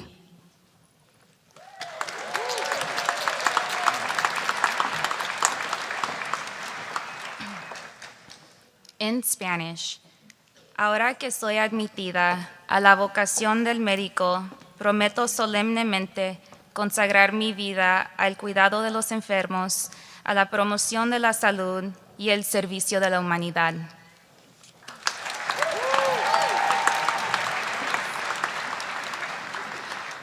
Cambodian, Ailoni Knyam Ban Klai Jivan Jabadit Manak, Knyam Som Sanaya Tan, and Prajivit Baknyam, that by Pijibal Natjamu, Lokampu Sokapip, Nang Bamra Manusajit.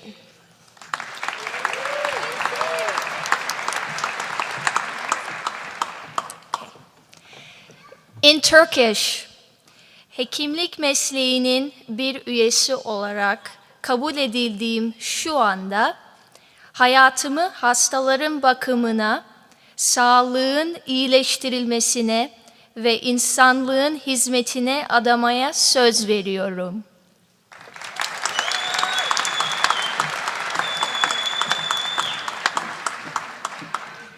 In Farsi, امروز که به حرفه پزشکی قبول شده ام، من صمیمانه متحد می شوم که زندگیم را به مراقبت از بیماران و ارتقاء سلامت اختصاص دهم.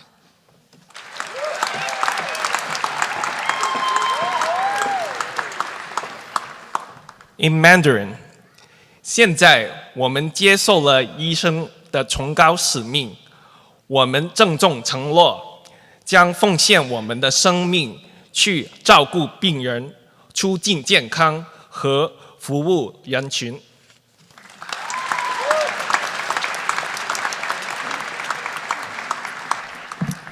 In Cantonese, 現在我接受了醫生的崇高使命，我鄭重承諾將我的生命奉獻給照顧病人，促進健康和為人類服務。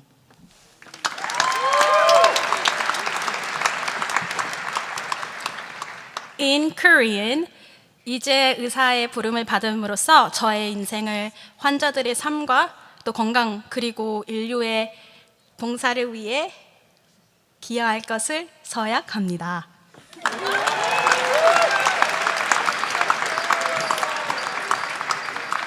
In Hmong, ta Shino ko tao zai sa halu, oi tu ku komo, ku jalu tia, ku yomua, ku ning pa, shai shua ja ning mo, tia cho kế đã cá hậu hú, tia cho kế ba chùa tới tí này.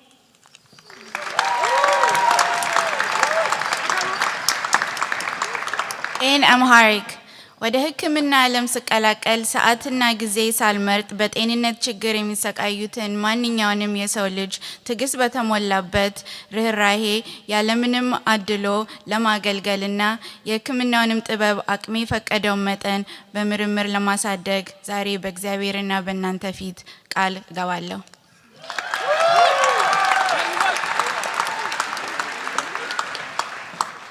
In Arabic, باللغة العربية، الآن بعد أن تم قبولي للأمر السامي للأطباء، أتعهد رسمياً بتكريس حياتي لرعاية المرضى وتعزيز الصحة وخدمة الإنسانية.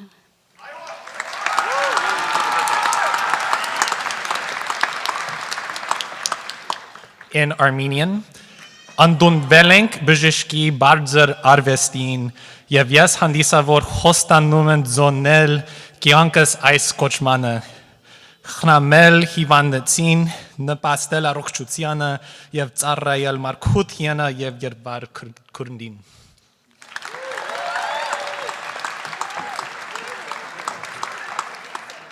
In Romanian, odată admisă printre membrii profesiunii de medic, mă angajez solemn să-mi consacru viața în slujba umanității, promovării sănătății și îngrijirii bolnavilor.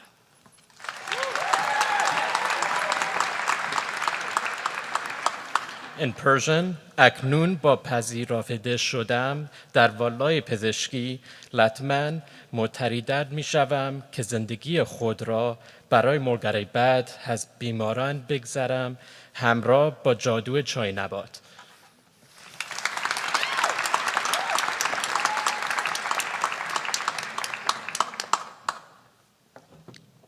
This is in Teochew.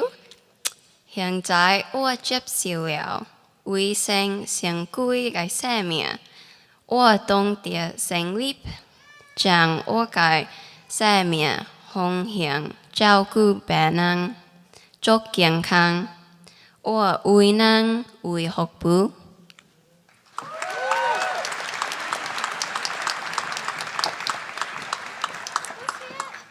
In Vietnamese, bây giờ được đáp lại tiếng gọi cao cả của người thầy thuốc. Tôi long trọng cam kết hiến dâng cuộc đời mình cho việc chăm sóc người bệnh, phát triển ngành y tế và phục vụ nhân loại.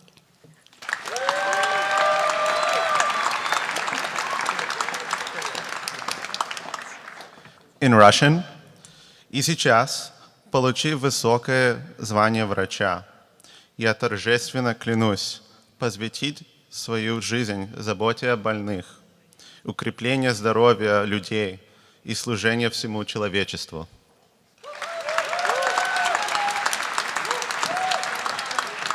बिस्मिल्लाहिर्रहमानिर्रहीम। In Urdu, अब मैं तबीब के आला ओहदा में दाखिल होने के बाद ऐद करता हूँ कि मैं अपनी ज़िंदगी को बीमारों की देखभाल, सेहत की फ़रोग़ की, इंसानियत की खिदमत के लिए वफ़ करूँगा।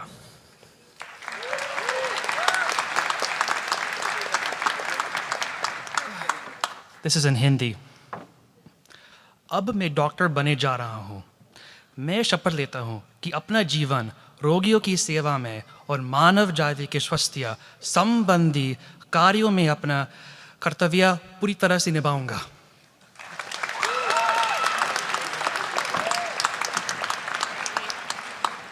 This is in Punjabi. ਹੁਣ ਡਾਕਟਰੀ ਦੀ ਉੱਚੀ ਮੁਕਾਮ ਤੇ ਪਹੁੰਚ ਕੇ ਮੈਂ ਆਪਣੀ ਜ਼ਿੰਦਗੀ ਬਿਮਾਰਾਂ ਦੀ ਦੇਖਭਾਲ, ਸਿਹਤ ਦੀ ਤਰੱਕੀ ਅਤੇ ਮਨੁੱਖਤਾ ਦੀ ਸੇਵਾ ਲਈ ਸਮਰਪਿਤ ਕਰਨ ਦਾ ਵਾਅਦਾ ਕਰਦਾ ਹਾਂ।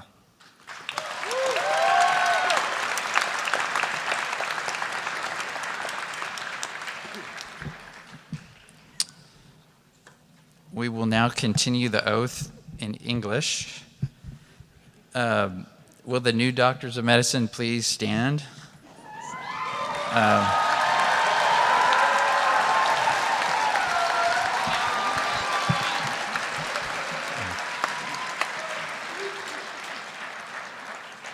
You may find the oath on page 23 of your program, and I'm going to ask these new doctors to repeat after me. Now, being admitted to the high calling of physician, I solemnly pledge to consecrate my life to the care of the sick, the promotion of health, and the service of humanity. Now, being admitted to the high calling of a physician, I solemnly pledge to consecrate my life to the care of the sick, the promotion of health, and the service of humanity. I will practice medicine with conscience and in truth. The health and dignity of my patients shall be my first concern. I will practice medicine with conscience and in truth. The health and dignity of my patients will be my first concern. I will hold in confidence all that my patients relate to me. I will hold in confidence all that my patients relate to me. I will not permit considerations, including those based on race, ethnicity, gender, age, disability, sexual orientation, religious or political beliefs, or any of the other differences among people that have been excuses for misunderstanding, dissension, or hatred to influence my duty to care for those in need of my service. I will not permit considerations, including those based on race, ethnicity, gender, age, disability, sexual orientation, religious or political beliefs, or any of the other differences among people that have been excuses for misunderstanding, dissension, or hatred to influence my duty to care for those in need of my service. I will respect the moral right of patients to participate fully in medical decisions that affect them. I will respect the moral right of patients to participate fully in medical decisions that affect them. I will assist my patients to make choices that coincide with their own values and beliefs. I will assist my patients to make choices that coincide with their own values and beliefs. I will try to increase my competence constantly and respect those who teach and those who broaden our knowledge by research. I will try to prevent as well as cure disease. I will try to increase my competence constantly and respect those who teach and those who broaden our knowledge by research. I will try to prevent as well as cure disease. I make these promises solemnly, freely, and upon my honor. I make these promises solemnly, freely, and upon my honor. Graduates, will you please move the tassels on your caps from right to left? Congratulations.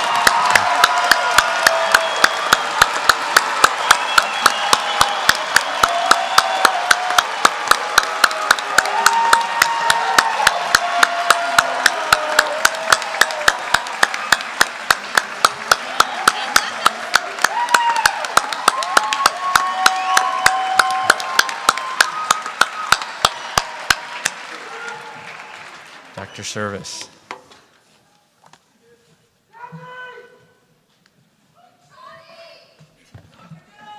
New doctors, you can be seated. So, assembled guests and new doctors, and those who are joining us virtually on live stream, this concludes the 51st commencement ceremony for the School of Medicine. To end our ceremony today, I would like our new physicians to rise once more. Sorry. To face their families and loved ones. You graduates at this moment are the fulfillment of dreams and aspirations of your loved ones.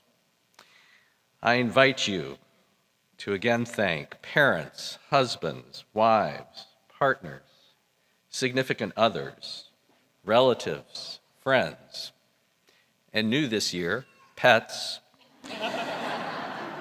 who helped to make this all possible with your applause.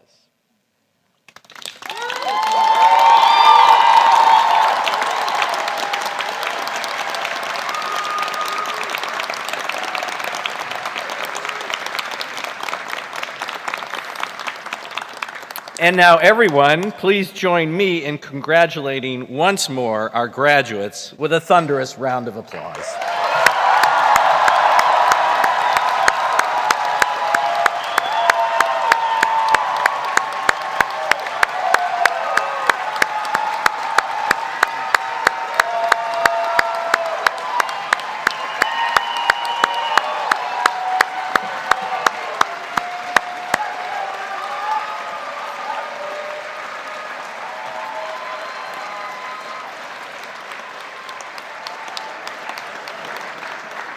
Thank you, everyone, for joining us today for this special celebration.